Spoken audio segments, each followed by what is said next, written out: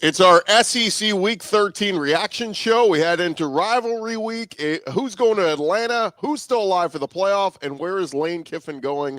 We're reacting to it all right here on our SEC Squad show. You're talking ball with the SEC Squad. From Alabama to Tennessee, from Georgia to Oklahoma, from Auburn to Texas, it's the local experts of the Locked On Podcast Network bringing you scoops, breakdowns, and the most comprehensive preview of the upcoming SEC weekend.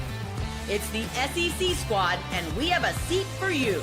Hurt feelings and thin skin are prohibited. Squad up, you're part of the SEC Squad.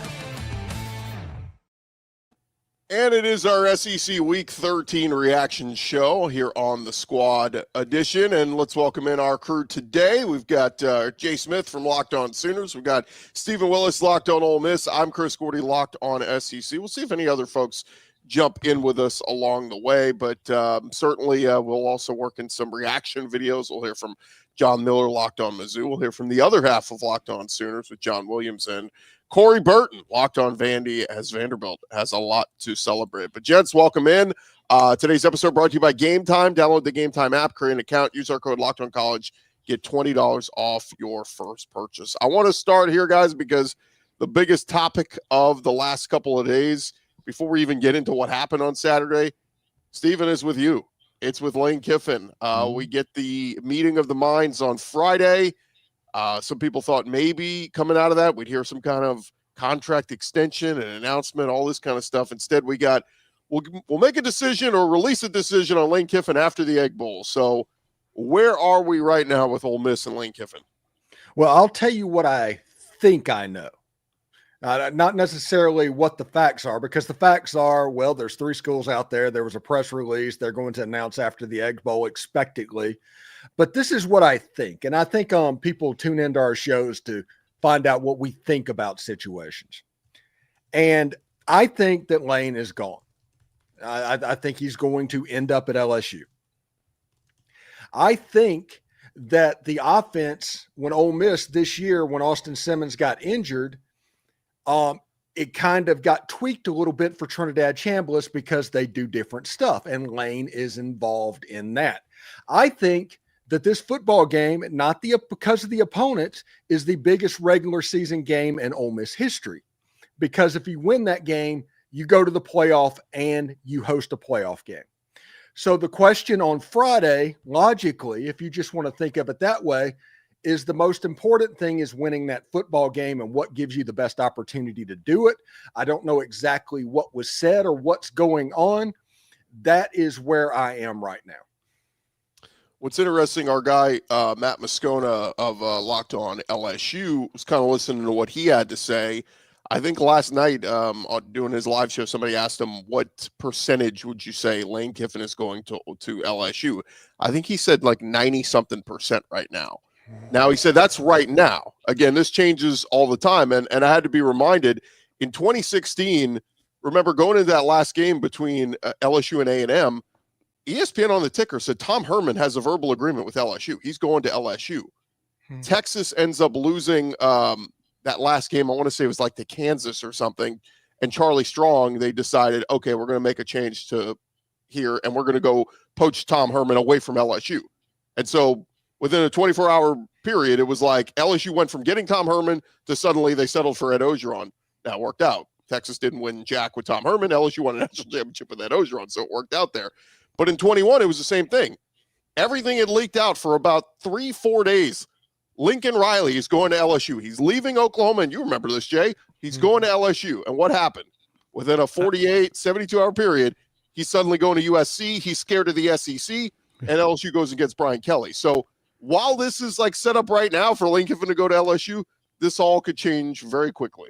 Yeah, the statement of I am not going to be the head coach of LSU will live in infamy with Oklahoma Sooner fans and most of college football, because everybody knows that line. As soon as you hear it, you're just like, yeah, that whole situation was a massive cluster. And kind of like in this whole situation, it feels like there's been backdoor negotiations for a bit. This has been planned that this is going to potentially go down. But it's just wild to me to see that he's doing this again.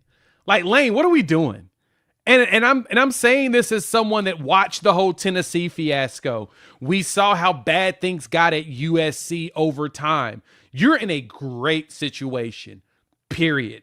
All you've got to do is make sure you lock down, get the right players in there. And that's the one thing I can give to Ole Miss. The Grow Collective has been on the forefront of innovation when it comes to collectives. They have been at the front of saying, now we'll spend. Sure.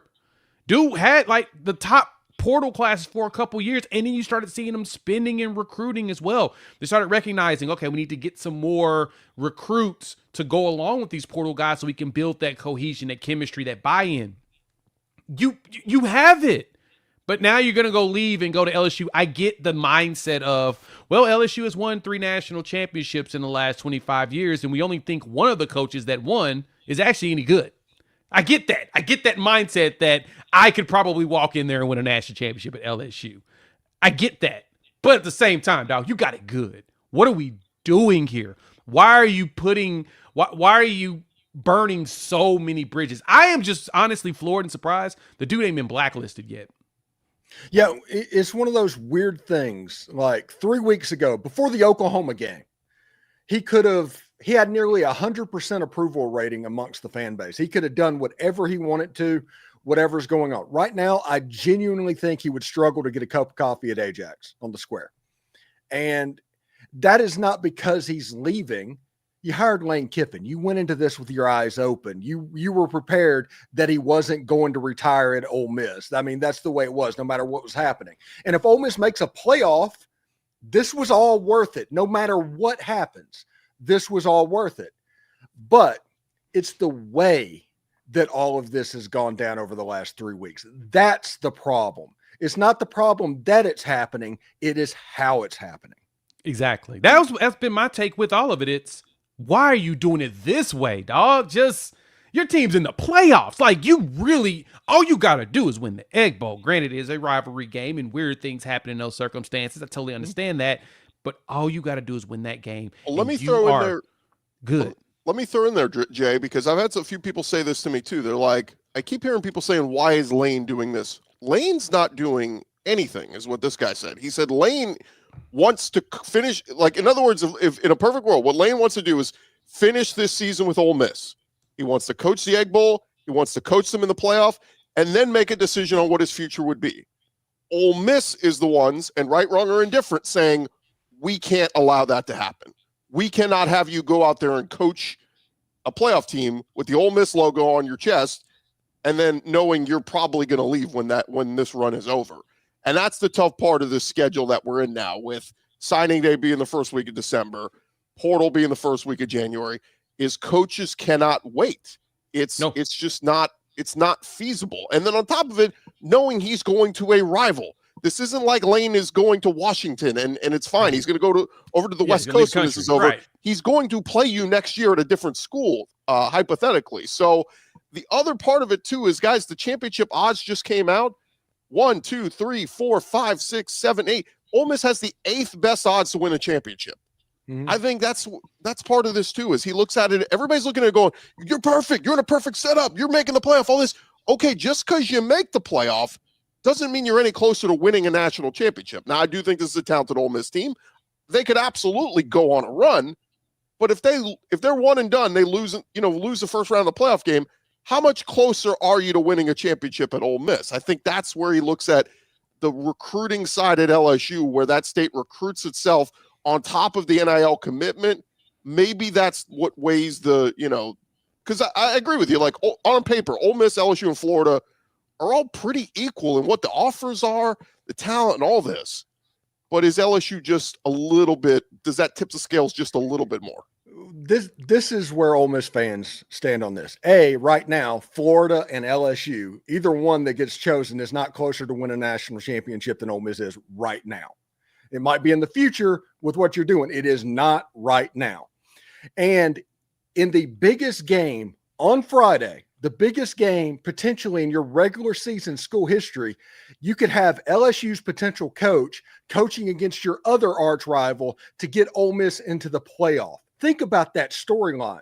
And everybody at ABC is going to talk about it. And if it made it to a playoff, it's like I told Jay, it would be a 4-hour recruiting commercial for wherever he ended up.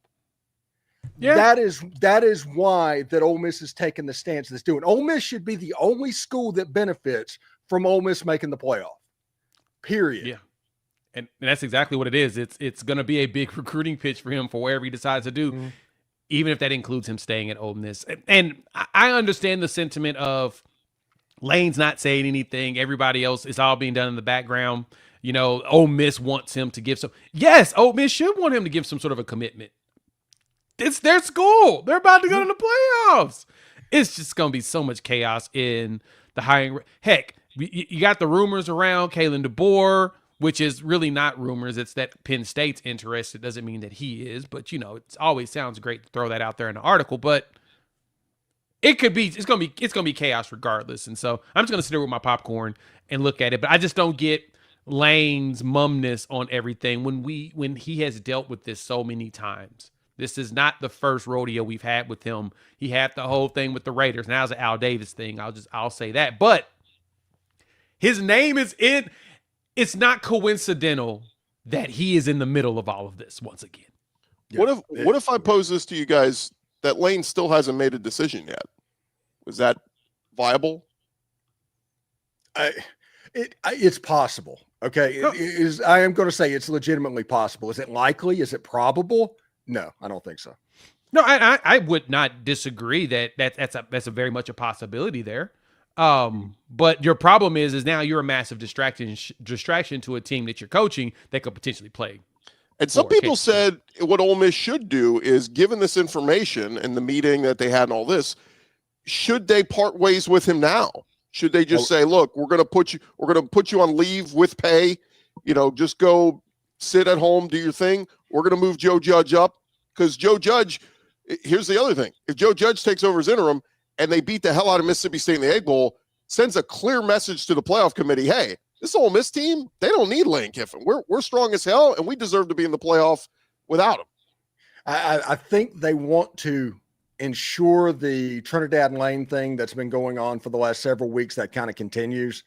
I agree with that. If they did that, you're going to have a fight, because if Jimmy Sexton's a lot of things, one of the things he's not is stupid. So you have to think that there would be plans outside of that. And if he was at home on his couch, suspended with pay, this is a person that has lashed out and decided to send his family on Tinder tours of open SEC jobs at the beginning of the week. You don't think he's going to lash out at that point? He absolutely is going to lash out, and you have no idea what that lash out is going to be.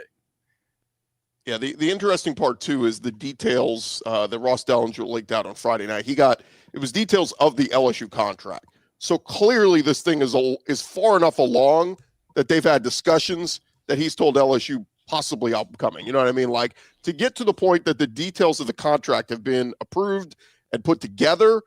The other part of it, too, and this is from Moscona, he says that the report of Florida meeting with his reps is like a little bit behind. That basically they talked about this with Lane like a week or two ago and basically got told, no, he's not coming to Florida. So they're meeting with Jimmy Sexton because Sexton represents all these other coaches, too. It could be Brent Key. It could be all these other coaches in Florida. So at least Matt Moscona's opinion, Locked on SEC or Locked on LSU, he believes Florida at this point is out. Like, Kiffin's not coming to Florida. It's either he is going to LSU or he stays at Ole Miss. But Steven, at this point, how does he rectify? I've seen some Ole Miss fans saying, I'm out on him. I don't want him back.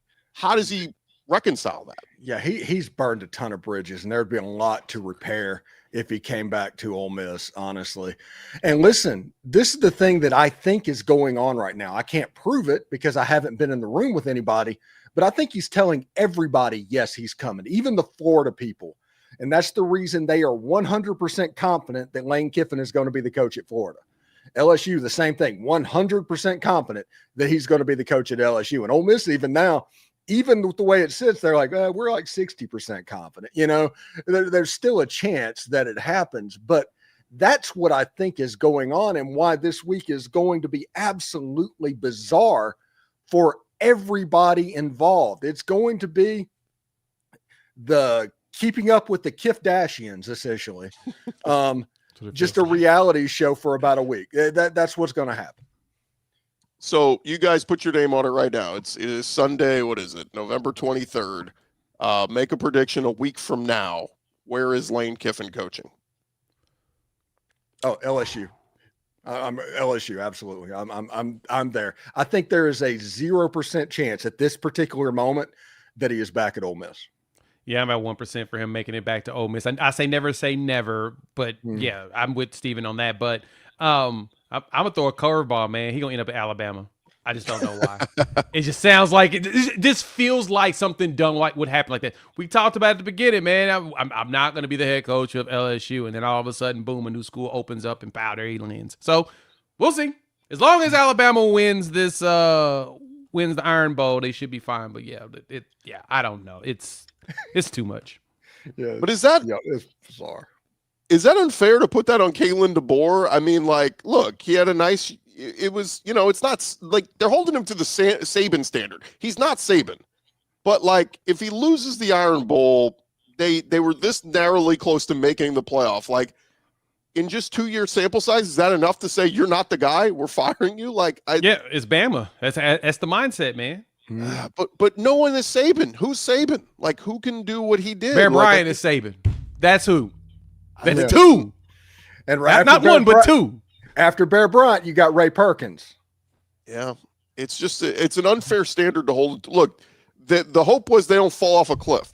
They've not fallen off a cliff, Alabama. They're right there. They're knocking on the door. But newsflash, the SEC's tough. Like I have to keep telling people this. You added Texas and Oklahoma. We didn't add Wake Forest and I don't know Purdue. Virginia. Like that would have made the road easier. You added 2 behemoths. Yeah, the road is tough. I just saw this stat, guys, and we'll get into recapping last week. South Carolina just played Coastal Carolina. It was their first team they've played outside of the top 15 for the first time since September. I mean, you want to crap on Shane Beamer? Look at the road he just went through. Nobody could survive that. So, but according to Dan Lanning, at least Oregon decided to compete yesterday. Right.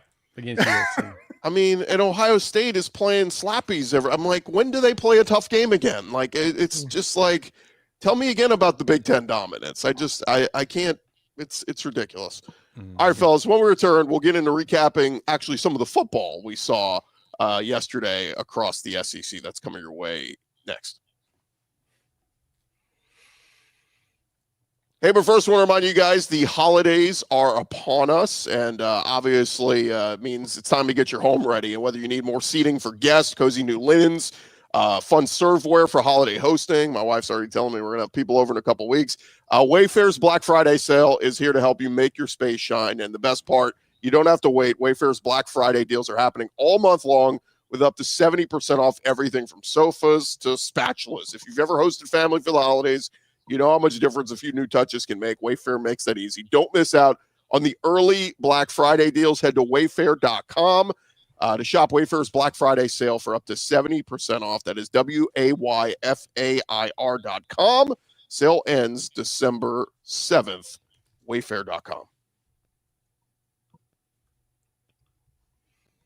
All right, continue on here with our SEC Week 13 reaction show, and let's talk a little bit about the football we saw yesterday. And then we'll get into SEC standings, who's going to Atlanta, who's going to make the playoff and all that. But, Jay, let's start with your Oklahoma Sooners.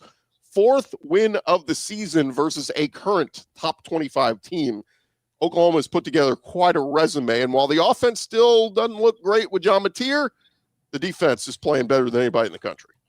Yeah, 4 wins over current ranked teams. Missouri won't be ranked anymore at the end of this, unfortunately. So to drop down to 3, but when ranked, 5 wins at the time of play. They have wins over top 25 teams, which is the most in the country. Nobody else has done that.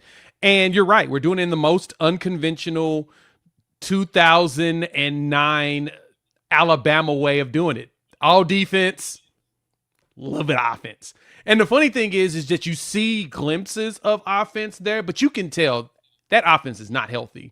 You can tell that Mateer has some ailments. I'm still saying when Brent Venables mentioned on his coach's show that Mateer was dealing with a knee thing, I think he's dealing with like a sprain, and he just can't cut. When you see him go north and south, he looks great, but he can't plant like he wants to throw. And I don't think it's where he can't play in the games. It's more of a nuisance and probably grimaces on some throws. So yeah, the offense ain't there, but man, the defense, that's what matters. That's what we should talk about. And that's the thing I'm trying to emphasize with Sooner fans and everybody else that watches. Dude, Ahmad Hardy and Roberts are probably the best tandem running back team in the country, period. He had 300 yards 2 weeks ago. The man, he leads the country in rushing. We held him to 57 yards. We did not let him do anything to us. And Drink, no matter what he tried, I still don't think it made sense to play Bo, but at the same time, I think the score would have been worse if Bo didn't play. And so I kind of get why he went ahead and did it. But you could tell we felt them out the first drive. And I had so many people say, oh man, that defense isn't that great, is it? And then all of a sudden, I don't know if a lot of people knew this, but they had 0 rushing net yards in the second half of that game.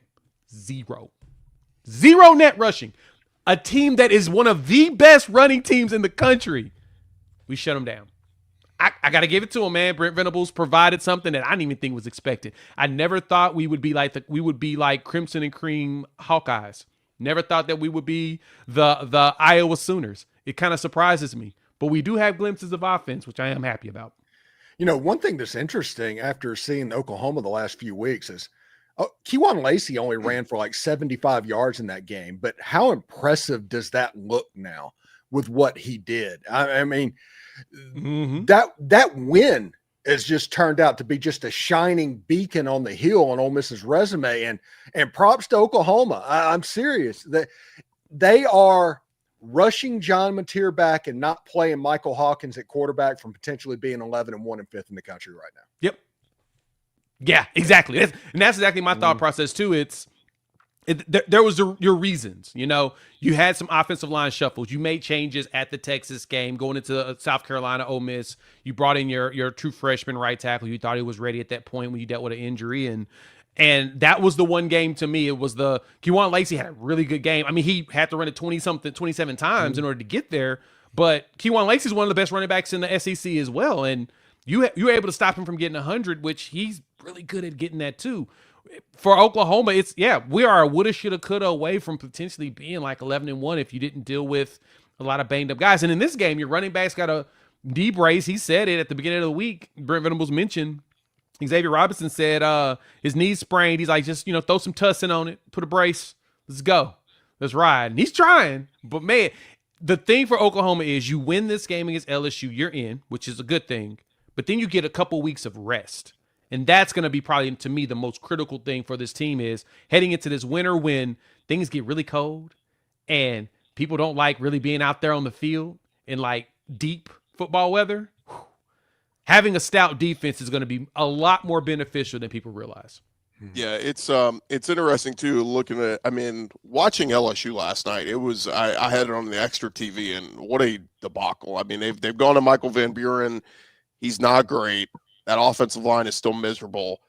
Looking at all the teams that are playing this week, rivalry week and all this, I don't see any path that LSU beats Oklahoma unless LSU gets a defensive touchdown, a special teams touchdown, Mateer fumbles and LSU scoop and score. Like it's going to have to take something like that. And just knowing what's on the line, Jay, Sooner fans are going to show up, shut that stadium as loud as it was yesterday. I think it's going to be even louder on Saturday, knowing what's on the line. Oh, yeah, it's going to be rocking, especially because this is the game that gets you there, gets you to a place that so many people said that Oklahoma was not going to be able to get to. So many people mentioned that Brent Venables just wasn't the guy to get Oklahoma to this level where they needed to be.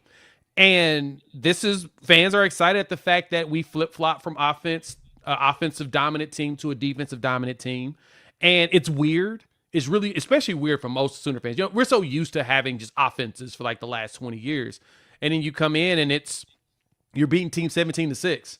Like, that's just odd. It's like an odd feeling to look at and be like, that was a dominant win, but it was 17-6. You would think it would be 48-6, but that's not how it plays in the SEC. Usually when you have high scores, it's because it's a shootout. Neither team can stop anybody unless you're playing Kentucky, which I'm jealous that so many teams get to play against Kentucky. Well, we don't get that opportunity, but you're seeing these games where people have to fight to win, and I have an appreciation for that now. I actually appreciate it a lot more than I thought I would. But you're right, Gordy. LSU coming into town, I expect the fans to be ridiculous this weekend. I expect more fans to be in town than expected, especially because it's the holiday. And with that, just go win.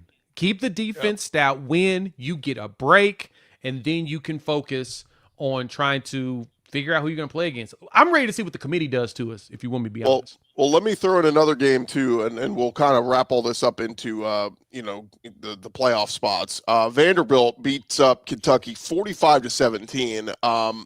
Keep in mind, this was a Kentucky team that was playing much better as of late. I mean, they were their defense was playing very well. The offense was playing much better. So, and I get Cutter Boley got hurt early in this one, and Zach Calzada had to come in. But to me, the story was, I mean, we saw what Kentucky's defense did to, I mean, completely shut down Auburn, completely shut down Texas and Arch Manning a couple weeks ago, and then took it to Tennessee Tech last week. It was undefeated, 10-0. I get it, it's Tennessee Tech. But for Diego Pavia to have 532 total yards, 6 total touchdowns, 33 for 39, I mean, it was surgical what he did to them. And, look, they're not going to get a ton of credit for beating a 5-5 Kentucky team.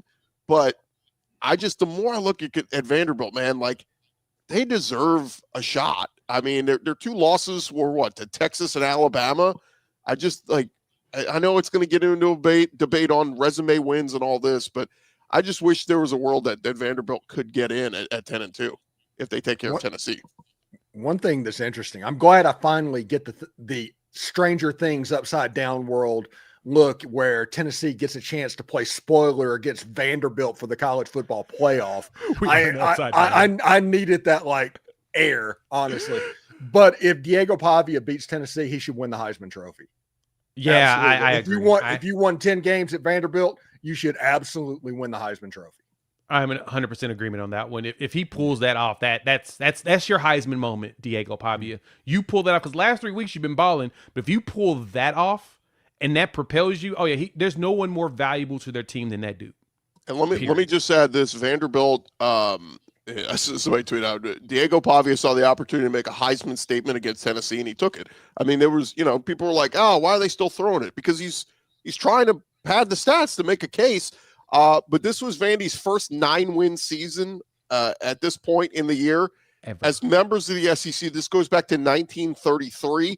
Now, they did win 9 games 4 times before, but that included the last week of the season and a bowl game. Vandy has never won 10 games in a season. So that's what's on the line here. If they beat Tennessee this week, they will have the greatest season in Vanderbilt history. To me, I get it's only a 12-team playoff. If it was a 20-something game playoff, they'd be in.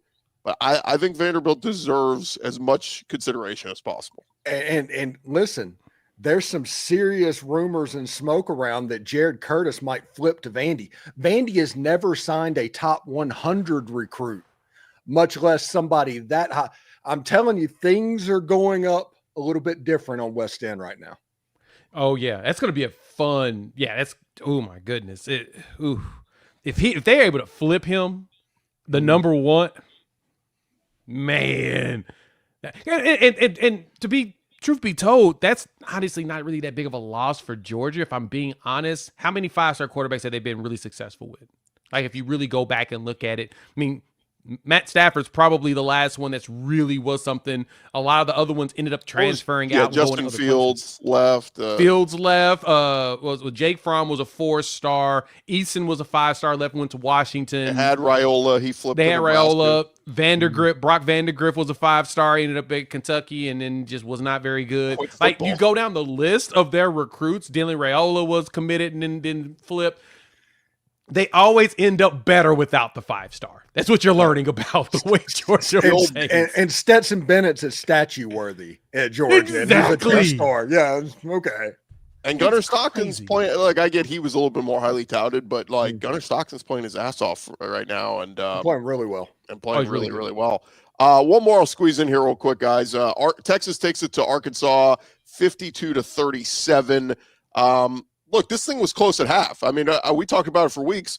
Arkansas has been playing all these one-score games against teams, and this was a one-score game at halftime, and the offense is humming for Texas and all this, or for Arkansas, and then Texas's defense made some adjustments, and they get it done, and 52-37, and Arch Manning, I said this before, I mean, it seems like Arch has kind of got his his confidence up. Like, he's playing his best football here on the backstretch of the season, and the big game against A&M. I cannot wait for this game on Friday night. I mean, the Lone Star Showdown, basically, if A&M loses, they're still not guaranteed a spot in Atlanta. They'll make the playoff. But for Texas, they're kind of that outside chance, 9-3 with a loss on the road to number 1 Ohio State. They're still in the discussion, but look, it's a rivalry game. Doesn't matter what Texas's postseason hopes are. They want to beat A&M, and Arch is playing great football right now. Yeah. They seem to have the controller lean forward as soon as they got into the second half of that game. They just grabbed the controller. No, we gotta focus. And that third quarter was explosive. I just don't see how that loss to Florida doesn't make it detrimental to them, regardless of what happens in the A&M game. It just feels like that game right there. That's a bad loss. That is a really bad loss.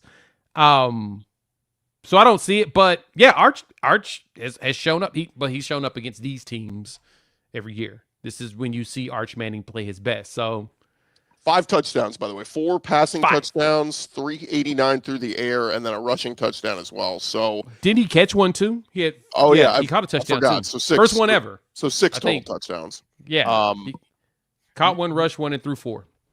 You know how this is going to end up, right? Ole Miss is going to make it to the title game on the backs of Arch Manning at quarterback and Derek Nix, the longtime Ole Miss assistant that spent 20 years that's calling plays for the Auburn Tigers now. Ole Miss is going to end up there all without Lane Kiffin. It's going to be absolutely nuts, and that just makes just enough chaos sense for it to happen. The interesting part too here is for Arkansas, look, they lose another one. They're 2-9. I think the Bobby Petrino talk was fun, but wherever Arkansas goes next, I've heard there was rumblings the last 48 hours about Matt Campbell at Iowa State. I think that'd be a hell of a grab if Arkansas could pull that off. It'd be a fit. A week ago, it was Ryan Silverfield, so we don't know. This thing changes by the minute. But KJ Jackson, the freshman quarterback, gets in, and I thought he showed some glimpses. His running ability, his throwing ability, he's got a big arm. So, you never know what's going to happen with portal and all that, but that would be interesting if KJ Jackson ends up being the guy. You hate to see it for Taylor Green. I think in hindsight, if Taylor Green could do this over again, I think he would have hit the portal last offseason. And could you imagine Taylor Green on, any of these other teams? I hate to say it, Jay, Mateer's been fine, but if you guys had Taylor Green this season, I think Oklahoma would have been undefeated right now. Yeah, I'm not going to disagree with you on that one. It hasn't been the perfect marriage with Mateer so far. He was great against Michigan, looked really good against Auburn, and then the injury, of course, ever since then it's looked bad. So, but yeah, no, having a healthy Taylor Green go out, run around, and that would have been just vicious. But he also made some pretty interesting decisions sometimes. So we'll see. We'll see what Texas does against A&M. I'm very intrigued by rivalry week. And I just want to say, believe it or not, even though that Texas won the game by multiple scores, I'm actually happy that that happened for John Neighbors, because nobody deserves what the host of Locked On Razorbacks had to go through this season. Nobody deserved that. So, yeah, at least it was kind of over pretty quick, and you could just kind of set your show midway through the third quarter. Yeah. All right. When we return, we'll get to we'll mention real quick some of the cupcake games yesterday, and then we'll get into who's going to Atlanta and who's going to the playoff. That's coming your way next. I want to remind you guys, with just a week left in the regular season, you can still get tickets to all those big rivalry games using the Gametime app. It's the app that gives the advantage back to fans. It's the easiest way to score last-minute tickets at the best prices, no surprise fees. What you see is what you pay. I'm telling you, Gametime app makes it super simple. You can even see the exact view from the seat before you buy. I've used it multiple times this year for college games, an NFL game a couple weeks ago, an NBA game this season. Paid a little bit more. I went sweet life. on the NBA game. But look, Game Time gives you that option. And so check them out right now. And their zone deals, you pick the section. Game Time will pick the seats for you, and you're going to save big. Take the guesswork out of buying tickets for college football games and every other event with Game Time. You download the Game Time app. If you've never used them before, create an account, use our code LOCKEDONCollege. It'll get you $20 off your first purchase. Terms apply. Again, that is promo code LOCKEDONCollege. Get $20 off. Swipe, tap, ticket, go. Download Game Time today. All right, fellas, as we get into recapping yesterday, just running around, looking at some of the cupcake games out there. Samford, they had no chance against A&M. A&M rolls 48-0. A&M now 11-0, undefeated, one of their best seasons ever. Whatever happens here from here on out with Elko and A&M just goes down historically one of their best seasons ever. So good for them. Yeah, and props to them for facing their FCS opponent that is in the midst of a coaching change as well.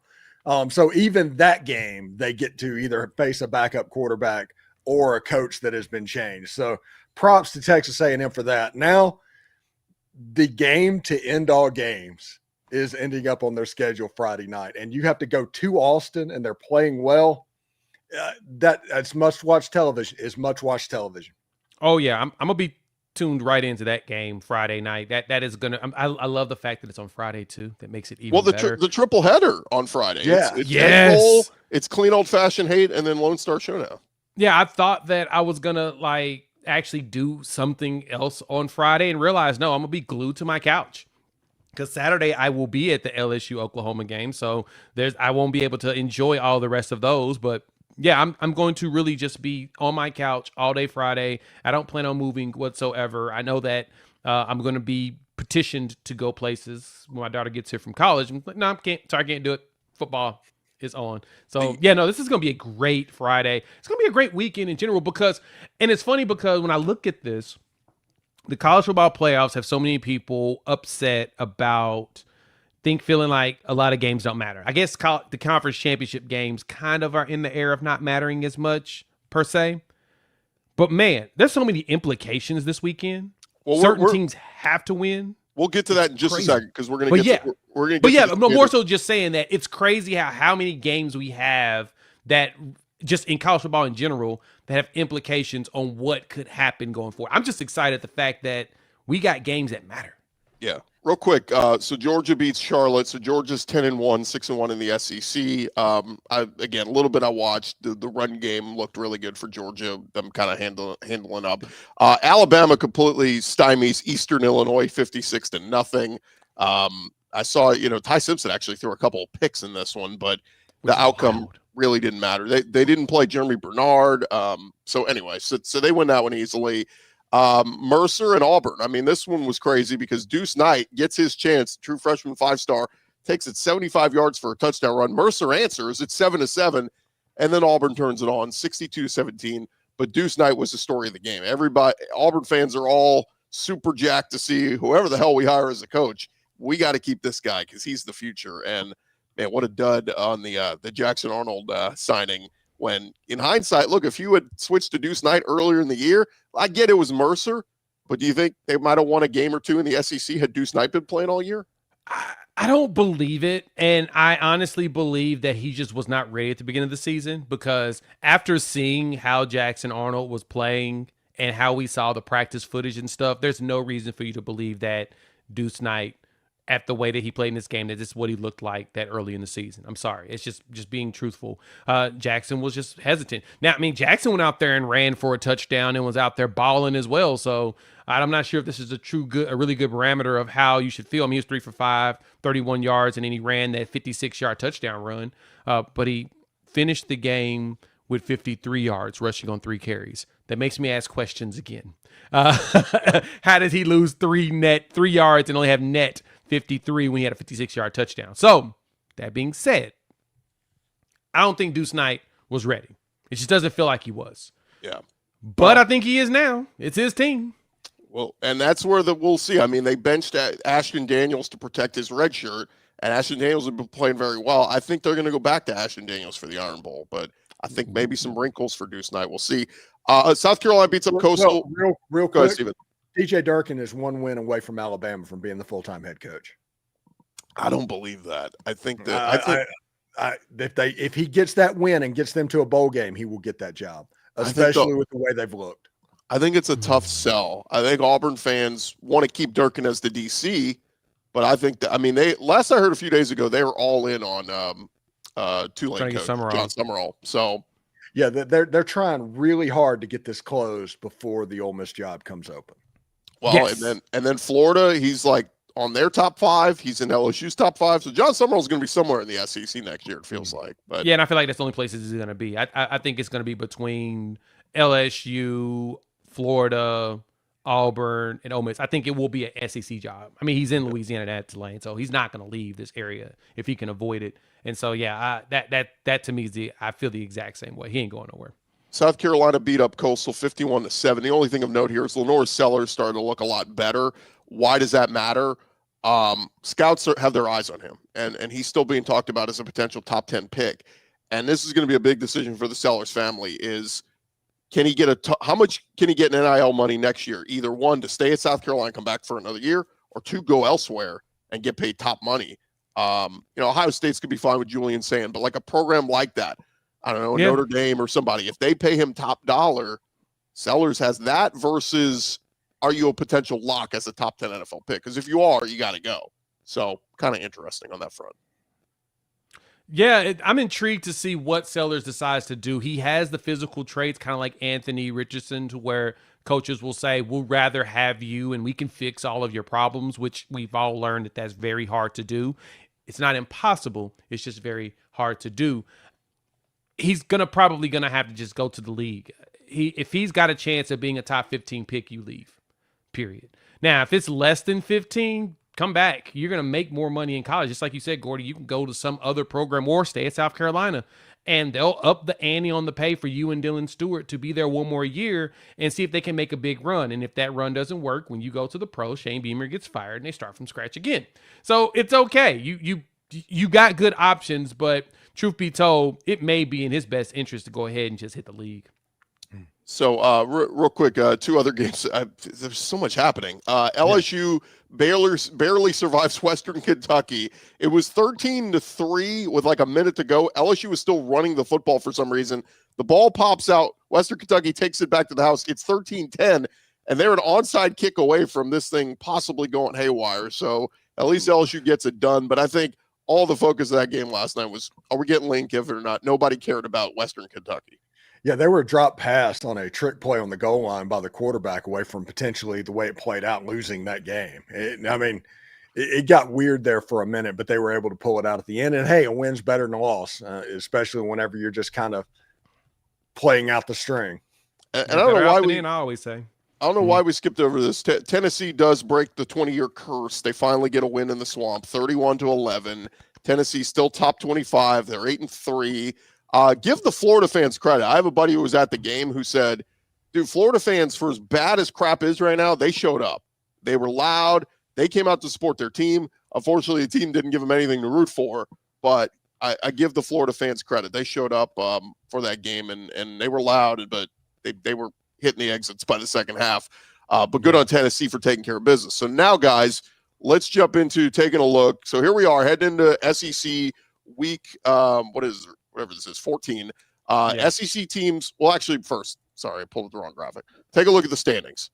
A&M 7-0, Georgia 7-1, Ole Miss 6-1, Alabama 6-1. The interesting part here is who's going to Atlanta. A&M still has not clinched a spot. Why is that? Because if they lose to Texas and they're 7-1, they don't hold the tiebreakers over some of these other potential 7-1 SEC teams. Nope. Because of either head-to-head or not head-to-head, because they would get in if it's head-to-head, but conference win percentage and strength of conference opponents and all that stuff. So basically it's easy, guys. A&M wins and they're in, and I think it's is it Alabama? If they win the Iron Bowl, they're in. Yeah, so, they're automatically in. So they have the strongest winning percentage opponents in conference. And Georgia losing the head-to-head to Alabama is what would keep them out. Now, if Alabama loses the Iron Bowl, I believe Georgia's in no matter what. Yeah. So that's the tough part here. And then there's still a path for Ole Miss if A&M loses and Georgia and Alabama loses. I think that's the path for Georgia and Ole Miss to both get in. So I don't know. This thing is still very much up in the air. And, again, if you're one of these 4 teams, you got to be questioning, do we even want to go to Atlanta? Yeah, that's absolutely the truth. I mean, Ole Miss fans would rather go to the playoff and not have to worry about Atlanta. But I'm telling you, if you just look at the wackiness that is college football and the storylines that are attached, losing a game in Austin, Texas, and losing a game in Auburn, Alabama, that is not outside the realm of possibility at all with what's going on. And all you have to do is beat Mississippi State, and all of a sudden Ole Miss is in Atlanta. Again, we always talk about it. I want those jokes to go away about Ole Miss not knowing how to get to Atlanta. I want that to go away. But in the end, Ole Miss fans would rather just a home playoff game, a couple of weeks of rest, and a chance that you don't get players injured. How awkward does that make things too? If Ole Miss goes to Atlanta and Lane, what does Lane do? Yeah, seriously, it would be at the point where he has to be running out of time unless he's just going to go.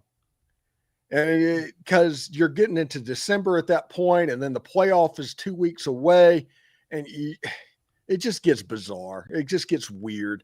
But that might be the reason that they kick the can down the road a little bit at that ultimatum meeting on Friday, is because if Ole Miss wins and Ole Miss ends up in the SEC championship game, that kind of changes the calculus. It does. It changes a lot of things, and that's an additional game for Lane Kiffin to have to coach and potentially coach or not coach, and make things weird. But yeah, I love that there are so many implications for not only the conference championship, but even the playoffs. It's going to be a fun weekend this coming weekend. Things matter the last weekend of the season, which in a lot of situations they didn't. I think only one of those upsets happens, by the way. Texas beats A&M or Bama, or Auburn beats Bama. I don't think they both happen. What do you guys think? I don't either. It is a little bit of a long shot, but I'm going to make my predictions with my heart. Yeah, it's again, every week we've seen upsets, it feels like. So there maybe is a chance. But by the way, some breaking news out of the ACC. Florida State is officially retaining Mike Norvell moving forward. So Norvell will not be fired. That massive buyout is just too big. And so as somebody tweeted, great news for the rest of the ACC that Mike Norvell will be back at Florida State next year. So bad news for wherever Lane Kiffin ends up. Yeah, how, I guess, so crazy, the fall from grace. He won the ACC, went undefeated, lost his quarterback, and of course missed out on the playoffs because of it, but then he just can't win games since. It is wild. Like, did he make a deal with the devil and didn't pay his portions? Like, what happened? How could that happen? Crazy fall from grace. Well, let's take a look at the last graphic, guys, that I put together here. And this is SEC teams in the playoff hunt. So SEC championship game aside, here are the best case scenarios. And I think at this point, guys, A&M is in no matter what happens, right? Whether they play for an SEC title, whether they lose to Texas, I think A&M is in. Georgia and Ole Miss also feel like locks. But again, if Ole Miss loses in the Egg Bowl and Kiffin leaves, I think there may be some precedent to drop them. Georgia, I mean, look, Georgia Tech gave them a 7 overtime game last year. So that could be craziness this weekend. And then you got Alabama with a win and you're in at Auburn, and then Oklahoma against LSU, obviously. Vanderbilt's the one that gets sketchy. I did put Texas in here at 8-3 because if they beat a top 3 A&M, that's a big resume win. But, I just don't know if 9-3 would be enough to get in. But what do you guys think on how many teams the SEC gets in? Yeah, I've been looking at it like crazy, and you're going to need some help from outside of the SEC. You're going to need some help from, teams actually, the Big 12, some teams losing or whatnot. I just don't see a reason to really shake things up when I'm looking at the top 12. If everybody wins, there's no reason to really even move anybody, regardless of conference championship. I think the only thing you change in conference championship wise is Ohio State, Indiana. Who wins that game gets 1, the other one gets 2. But does that really matter as much? besides the jersey color, because you're going to get a bye week, you're going to host a game, and then you're going to go to the bowl sites regardless. So it almost doesn't matter in that capacity. It may matter based upon who you line up with as far as your schedule goes, but then from if Bama beats Texas A&M for the conference championship, can you really move Bama back up? I mean, I see A&M probably dropping a spot, but that's their first loss. Like, do you really punish them for that? That's what makes it so hard with a lot of this, because truth be told, I think that as long as everybody wins this weekend, conference championship really doesn't change much this year. Well, let me give you what Mike. Oh, go ahead, Steven. Yeah, I think it's a situation to where if everything goes chalk, it's a problem, but it never goes chalk. I mean, if Vandy loses to Tennessee, if Texas loses to A&M, if Bama loses to Auburn, if Ole Miss loses to Mississippi State, these things have a way of taking care of themselves. So it's a cop-out answer, I know, but I think it's going to end up being 4 teams, and we'll find out after this weekend which 4 teams those are. The Mike Rodak of, I think he's AL.com, he tweeted this out this morning. He said, can Alabama miss the playoff? Here's a few scenarios. Obviously, if they lose to Auburn, Bama's out. They're 9-3 and they're out. If they beat Auburn but lose in the SEC championship game, there's a world where the Big 12 champion, if it's BYU, could jump them, or Texas Tech is also in, and the Big 12 champion and BYU gets in as well. So there's that. There's also the chance where Bama gets the SEC championship game, loses, it's a third loss, and a 10-2 team like a Miami could jump them too. So this is where it gets really sketchy, where it's like you want to go play for an SEC championship game, but for the committees, for on their docket, how much do you punish the loser of the SEC championship game if it's a third loss? And you're 100% right on how, and that's the one thing I hate about how this is set up. To me, the conference championship should not actually hurt you whatsoever, especially if you're one of the top ranked teams. I feel like if you make the top ranks and you're in the 2 teams in the conference championship, if you're both ranked where you should be playing in the playoffs, I don't think anything should change you making the playoffs. I think you should be automatically locked in, specifically because you made it. And you're playing an extra game where everybody else doesn't have to. So You're the only ones being judged. That, to me, is the only thing that's fair. Is the only difference would be Bama winning that helps them propel up a little bit higher. But that's it. Like, I don't see where there's a situation where anybody should fall out. I think for BYU coming in, that's where it gets tough. And I'm going to be honest, man, this is to me where I think Notre Dame gets pushed out. They should. If Bama loses, BYU upsets Tech, I think the Irish should be the one to get pushed out because they didn't play in the conference championship. They didn't play the extra game. They didn't play the extra week that these teams had to. If they didn't play these extra weeks, we wouldn't be having these conversations. And also, they have the same record as somebody that beat them. So if Miami continues to win, it becomes a real problem. Yep. And it's where I always say, guys, I think resume wins. Who'd you beat? That we always want to jump to who'd you lose to? Well, you lost to this team. You lost to this team. Oh, that's a bad loss. What about good wins? How many good wins does Notre Dame have on their resume? Not many. The big thing, the argument with Notre Dame right now is good losses. Oh, they lost to A&M. Okay, great. Who'd you beat? That's where. But again, it's this Notre Dame bias that they get to get in. Hey, the bye rules say we go 10-2, we get in no matter what. Well, join a damn conference. I'm sorry. Yeah, no, I 100% agree. And I mean, I know that they look like a good team overall. Their 2 losses are by a combined 4 points, but go look at their actual wins, right? Go look at their wins, who they played against, teams that are not any good. Who is their best win? USC? Yeah, who they just beat like a week ago, who just took another loss, right? So they're going to be Oregon. like 20th or something like that in this week's poll? Yeah. I think the coaches poll just dropped, and USC's number 20 on the coaches poll, so I expect them to be around the same in the AP and probably around the same in the CFP. It felt like a ruse when they pushed Pitt into the top 25, literally the week Notre Dame was going to play them. Yeah. And then Notre Dame beat the hell out of them. them. And then they go, oh, it's a top 25 win. No one thought Pitt was any good. What are we doing here? And then Pitt just beat Georgia Tech. Now they're back in the top 25. They will be back in the top 25. So that's going to be that'll be 2 top 25 wins for Notre Dame this year. Yeah, Now, well, if Pitt goes and wins the ACC, then I can't say much because they're actually on the cusp of doing that. I think Ole Miss is the only school, by the way, for people that are talking about resumes that'll have wins over two teams that are probably likely going to be in the playoff field this week. well, before we wrap it up, guys, let's hear what some of our colleagues had to say about their games this weekend. Let's start with Gordy, that was weird. With the win against or the win for Vandy. Here's Corey Burton.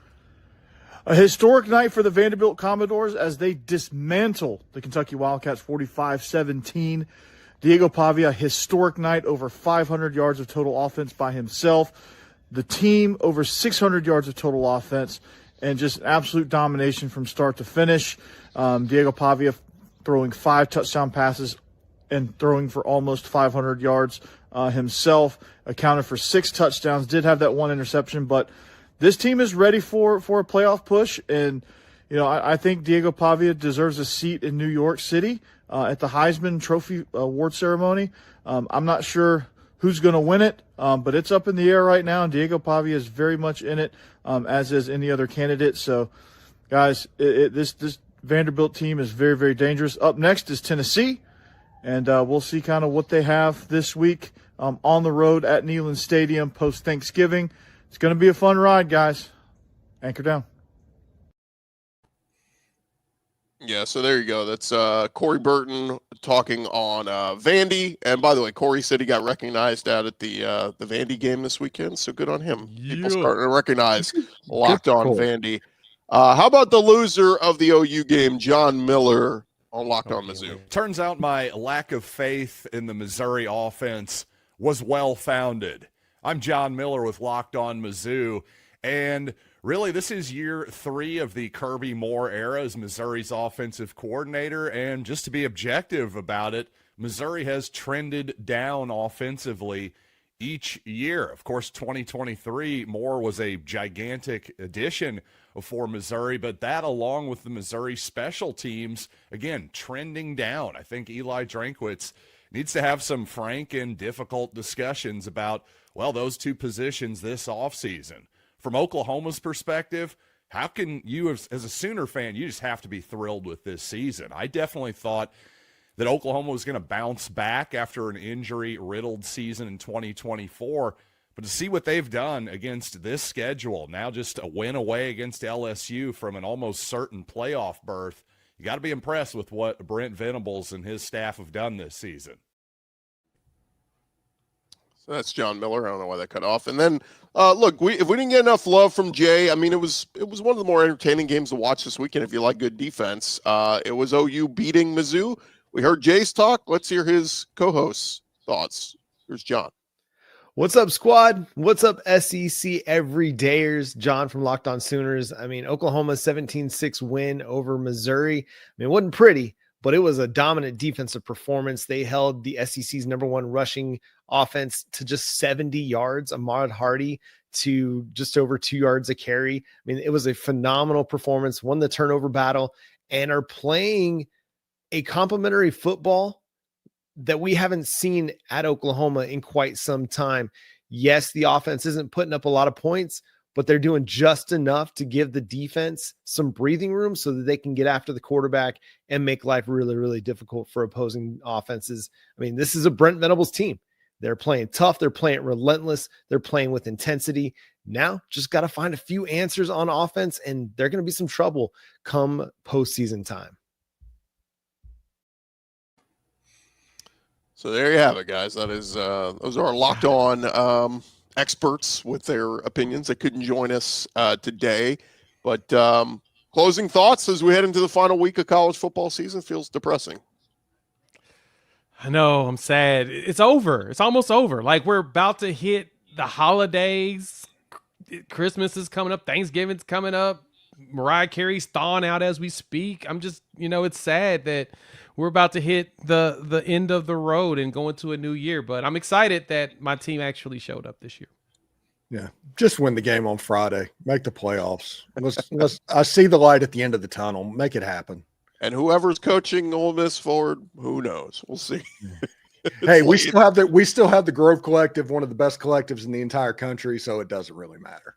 Hey, just know this, Steven. It could be worse. Your school could be putting out a statement today saying they stand by Mike Norvell coming back next year. So that is absolutely true. Yeah. So, but Little hey, victories. wherever Lane Kiffin goes next year, they get to go through all of this again with Florida State job interest. And don't believe me, it's going to happen. yeah, whatever that contract is from LSU or Florida, whoever, better have like stipulations. Lane, you can't even look at another school. Yeah. Like you're locked in, my friend. Stop looking at her. That is going to do it for this edition of Locked On SEC reaction show. For Jay Smith, Locked On Sooners, Stephen Willis, Locked On Ole Miss. I'm Chris Gordy, Locked On SEC. Thank you guys for making Locked On the #1 podcast network out there. We'll talk to you guys later in the week. Egg Bowl week. Boomer Sooner.